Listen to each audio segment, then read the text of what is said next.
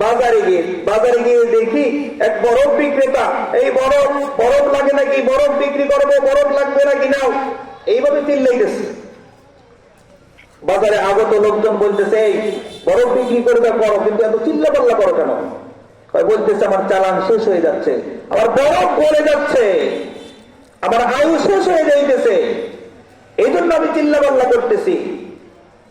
এবং ফখরুদ্দিন রাজি রহমাতুল্লাহ আলাইহি বলেন, বরফ বিক্রেতার যেরকম বরফ শেষ হয়ে যাওয়ার কারণে সে আফসোস করতেছে, চিল্লা পাল্লা করতেছে, আমাদের প্রত্যেকের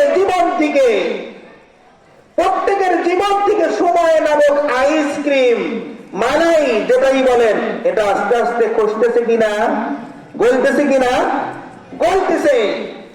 এজন্য সময় মহামূল্যবান জিনিস। সবাই কি মহামূল্যবান জিনিস।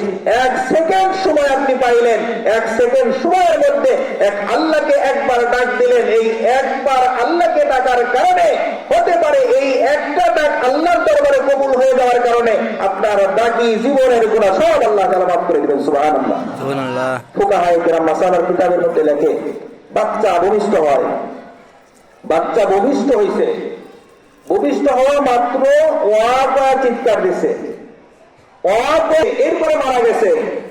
এখন মাসআলা কি, এই বাচ্চাকে গোসল দিতে হবে, কি বলেন? এই বাচ্চাকে গোসল দিতে হবে, কাফন পরাইতে হবে, মুসলমানদের কবরস্থানে এটাকে কি করতে হবে? দাফন করতে হয়েছে।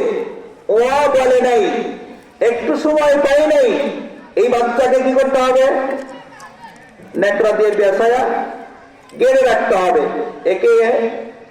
একে কাপড়ের কাপড় নিয়ন্ত্রণ দিতে হবে না, জানাজা নেই, মুসলমানদের কবরের দিক আর না দিক যে কোনো জায়গায় দাফন করে রাখলেই হবে। বলেন তো, 1 সেকেন্ড সময় পাইছে, ওয়া করে চিৎকার দিছে, ওয়া চিৎকারটাকে আল্লাহ তাআলা এত দামি করে দিছে যে সে এখন কাফন পাবে, গোসল পাবে, জানাজা পাবে, মুসলমানদের কবরস্থানে জায়গা পাবে। সুবহানাল্লাহ বলি। আমার ভাইরা, আমার বাবাজিরা, এই যে ওয়া শব্দটা বলে সে চিৎকার দিছে, 1 সেকেন্ড সময় পাইছে, 1 সেকেন্ড সময়ের মধ্যে ওয়া কইয়া চিৎকার দিছে। মুফাসসিরিনে কিরাম লেখে, আল্লাহ তাআলা এর ওয়া চিৎকারটাকে কালেমা ধরে নিয়েছেন, কালেমা ধরে মুসলমানদের কাতারে নাম লিখে আল্লাহ তাআলা ওর আব্বা আম্মার নাজাতের ওসিলা করে দিয়েছেন। সুবহানাল্লাহ। এই জন্য এই হাদিস শোনার পরে আম্মা জান আয়েশা সিদ্দিকা রাদিয়াল্লাহু তাআলা আনহা বড় আফসোস করে বলতেছিলেন, আয়েশা সিদ্দিকা রাদিয়াল্লাহু তাআলা আনহা তো কোনো সন্তান ছিল না, উনি আফসোস করে বলতেছে, হায় যদি আমার একটা সন্তান হইয়া মারাও যাইতো, তাহলে ওই সন্তান আমার নাজাতের ওসিলা হইতো। সুবহানাল্লাহ বলেন। আমাদের বাচ্চারা মারা গেলে আমরা অনেক সময় হা হুতাশ করি, কান্না করি, কান্না করতে করতে বিশেষ করে মহিলারা এমন কিছু শব্দ বের করেন বিলাপ করতে করতে, যেটা একেবারে মারাত্মক গুনাহের হয়ে দাঁড়ায়। এরকমও বলে, আল্লাহ অমুককে চোখে দেখলো না, অমুককে চোখে দেখলো না, আমার একটা মাত্র বাচ্চা, সেটাকেই আল্লাহ তাআলা নিয়ে গেল, এরকম বলে কি বলে না? অথচ আয়েশা সিদ্দিকা রাদিয়াল্লাহু তাআলা বলতেছে, আমার যদি আল্লাহ তাআলা একটা বাচ্চা দিত আর নিয়েও যাইত, তাহলে আমি অন্তত এই বাচ্চার কারণে নাজাত পেয়ে যাইতাম। সুবহানাল্লাহ বলি। আমার ভাইরা, আমার বাবাজিরা, এরপরে আপনি আপনার বাচ্চাকে লালন পালন করলেন, 6 বছর 7 বছর পর্যন্ত লালন পালন করলেন, এরপরে আপনার বাচ্চা মারা গেল।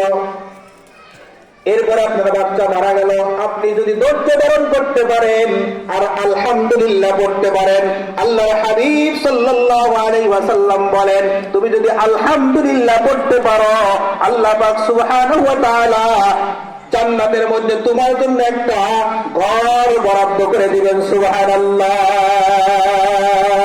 আল্লাহর হাবিব বলেন, ওয়াজআলহু বাইতান ফিল জান্নাহ, তার জন্য জান্নাতের মধ্যে একটা ঘর বানাও, ও সাম্মুহু বাইতাল হামদ, আর এই জান্নাতের গেটের মধ্যে তুমি লিখে দাও এটা প্রশংসার ঘর।